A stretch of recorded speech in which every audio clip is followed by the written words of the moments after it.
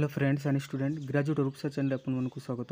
तो आज आम ए वीडियो आलोचना करवा +3 5th semester history honours core 11 unit 2 रो 1 मार्क प्रश्न उत्तर आम आगु आलोचना कर आसीचु जोटि कि आपनकर पार्ट 3 पर्यंत कराई वीडियो एबे आम आलोचना करवा पार्ट 4 सब इंपोर्टेंट क्वेश्चन ताहा भितर ही आपन परीक्षा आसबो।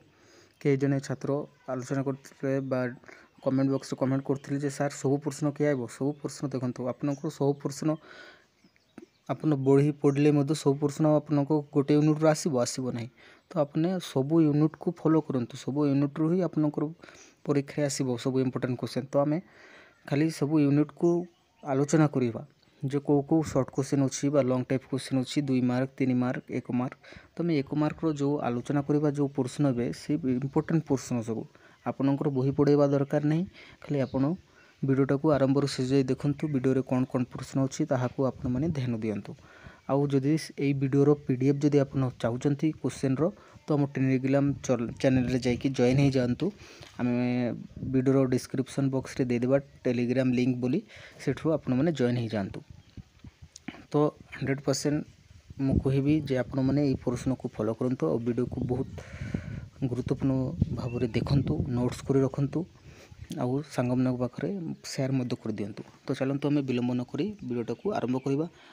आउ नुआरे जो पिला माने अछंती आम चैनल को सब्सक्राइब करेंगे कहीं जो बेले आम नुआ नुआ वीडियो अपलोड करूँ आपण मैंने सर्वप्रथमे पाइपर आउ वीडियोटा को सेमती देखंतु। तो चलते आम आलोचना करवा। देखंतु 20 नंबर प्रश्न ठू आम ए आलोचना करवा जोटा कि अब आम 19 नंबर पर्यंत आग वीडियो आलोचना कराई। तो 20 नंबर प्रश्न अच्छी 1751 संविधान प्रणयन पूर्व फ्रांस रे गिरजार बिशप माने कहाँ द्वारा नियुक्ति प्राप्त होते उत्तर पोप। 21 नंबर प्रश्न फरासी विप्लव समय फ्रांस छाड़ी पलायन कर सामंत को केउ सामंत बोली आख्या दि जाइथिला उत्तर पलातक सामंत बा एमिग्रे। 22 नंबर प्रश्न 1791 मसीह फ्रांस व्यवस्थापक सभा केउ दल शक्तिशाली और प्रभावशाली थिला उत्तर जिरोंडिस्ट। 23 नंबर प्रश्न फ्रांस व्यवस्थापक सभा को निर्वाचित केउ दल साधारणतंत्रवाद विश्वास रखिथिले उत्तर जिरोस्टिन। 24 नंबर प्रश्न फ्रांस मैडम रोला व्यवस्थापक सभा केउ दल प्रतिनिधित्व करथिले उत्तर जिरोस्टिन से गोटे उत्तर आपनकर। 25 नंबर फ्रांस व्यवस्थापक सभा रॉबस पियर केउ दलर प्रतिनिधि करथिले जैकोबिन। 26 नंबर फ्रांस व्यवस्थापक सभा केउ दल उग्र साधारणतंत्रवाद विश्वास रखुथिले जैकोबिन। 27 नंबर प्रश्न फ्रांस व्यवस्थापक सभा प्रत्याख्यान आईनजीवी डेंटन केउ दलर प्रतिनिधित्व करथिले कॉर्डेलियर।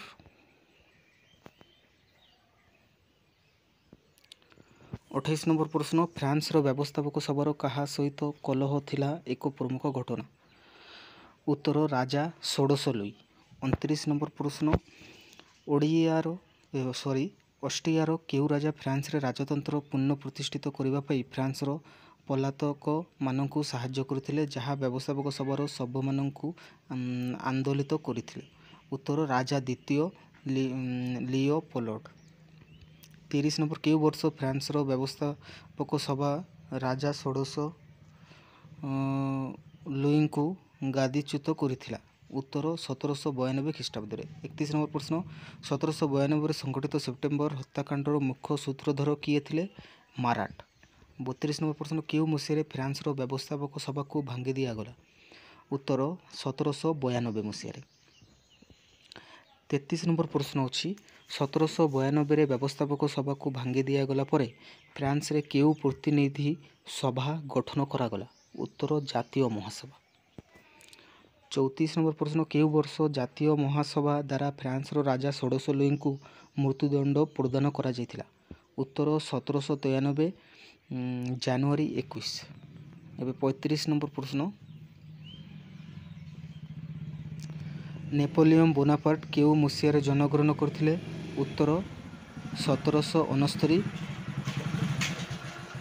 मसीह जन्मग्रहण करथिले। 36 नंबर ନେପୋଲିଅନ୍ ବୋନାପାର୍ଟ ଫ୍ରାନ୍ସର କେଉଁ ପ୍ରତିନିଧି ସଭାକୁ ଶତ୍ରୁମାନଙ୍କ କବଳରୁ ରକ୍ଷା କରିବାରେ ସକ୍ଷମ ହୋଇଥିଲେ? ଉତ୍ତର ଜାତୀୟ ମହାସଭା। 27 ନମ୍ବର ପ୍ରଶ୍ନ, ନେପୋଲିଅନ୍ ବୋନାପାର୍ଟ କେଉଁ ଦେଶକୁ କମ୍ଫୋର୍ମିଓ ସନ୍ଧିରେ ସ୍ୱାକ୍ଷର କରିବାକୁ ବାଧ୍ୟ କରିଥିଲା? ଉତ୍ତର ଅଷ୍ଟ୍ରିଆ।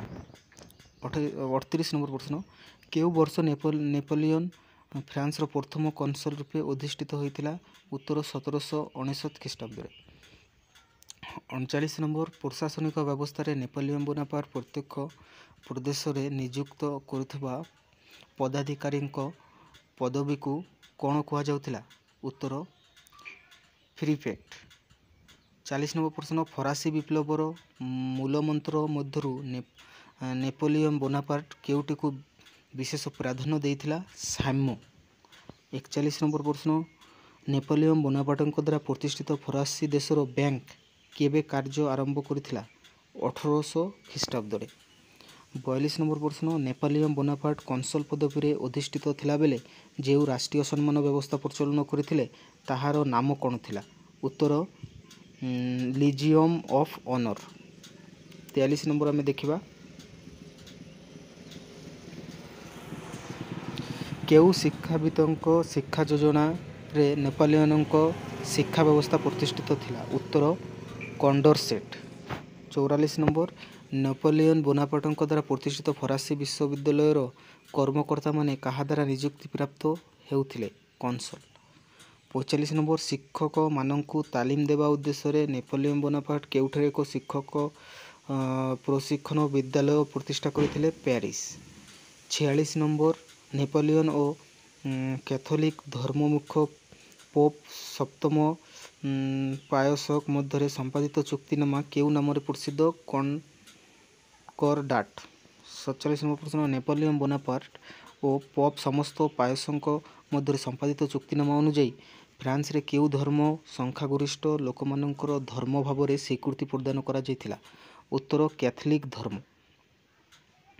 48 ନମ୍ବର ପ୍ରଶ୍ନ, ନେପୋଲିଅନ୍ ବୋନାପାର୍ଟଙ୍କ ଧର୍ମ ସଂସ୍କାର ଅନୁଯାୟୀ ଧର୍ମଯାଜକମାନେ କାହା ଦ୍ୱାରା ନିଯୁକ୍ତି ପ୍ରାପ୍ତ ହୋଇଥିଲେ? ପ୍ରଥମ କନସଲ୍। ଦେଖନ୍ତୁ 49 ନମ୍ବର ହେଉଛି, ନେପୋଲିଅନ୍ ବୋନାପାର୍ଟଙ୍କ ଉଦ୍ୟମରେ ଫ୍ରାନ୍ସର ଲିଖିତ ଆଇନ ସଂହିତା କେବେ କାର୍ଯ୍ୟକାରୀ ହୋଇଥିଲା? ଉତ୍ତର 1804 ଖ୍ରୀଷ୍ଟାବ୍ଦରେ। 50 ନମ୍ବର, ନେପୋଲିଅନ୍ କେବେ ନିଜକୁ ଫରାସୀ ଦେଶର ସମ୍ରାଟ ବୋଲି ଘୋଷଣା କରିଥିଲେ? 1804 ଖ୍ରୀଷ୍ଟାବ୍ଦରେ। ତ ଦେଖନ୍ତୁ ପିଲାମାନେ, ଆଜି ଯେଉଁ କ୍ୱେଶ୍ଚନ୍ ଗୁଡ଼ାକ ଥିଲା ଆପଣମାନେ ପଢ଼ି ନିଅନ୍ତୁ। ଆଉ ଯଦି ଭିଡ଼ିଓଟାକୁ ଯେଉଁ ପିଲାମାନେ ଆରମ୍ଭରୁ ପୁରା ଦେଖିଛନ୍ତି ଡିସ୍କ୍ରିପ୍ସନ୍ରେ ଲିଙ୍କ୍ ଦେଇଦେବି ଟେଲିଗ୍ରାମ ଚ୍ୟାନେଲ୍ର, ସେଇଠି ଯାଇକିନା ଜଏନ୍ ହେଇଯାଆନ୍ତୁ। ଆଉ ସେଠୁ ଏଇ PDFକୁ ମଧ୍ୟ ପାଇପାରିବେ ସହଜରେ। ଆଉ ଭିଡ଼ିଓଟାକୁ ଲାଇକ୍ କରିଦିଅନ୍ତୁ, ଆଉ ସାଙ୍ଗମାନଙ୍କ ପାଖରେ ସେୟାର କରିଦେଇ ଚ୍ୟାନେଲ୍କୁ ସବସ୍କ୍ରାଇବ୍ ମଧ୍ୟ କରିଦିଅନ୍ତୁ। ନମସ୍କାର। ଆଗ ଭିଡ଼ିଓରେ ଆମେ ଆଲୋଚନା କରିବା ତାର ଆଉ ଟିକେ ପ୍ରଶ୍ନ ଅଛି 51 ନମ୍ବରଠୁ, ତ ସେଇ ପ୍ରଶ୍ନ ମଧ୍ୟ ଆମେ ଆଲୋଚନା କରିବା ଆଗ ଭିଡ଼ିଓରେ। ତ ସେଥିପାଇଁ ଆମ ଚ୍ୟାନେଲ୍ରେ ସବସ୍କ୍ରାଇବ୍ ହୋଇ ଜଏନ୍ ହେଇଯାଆନ୍ତୁ। ନମସ୍କାର।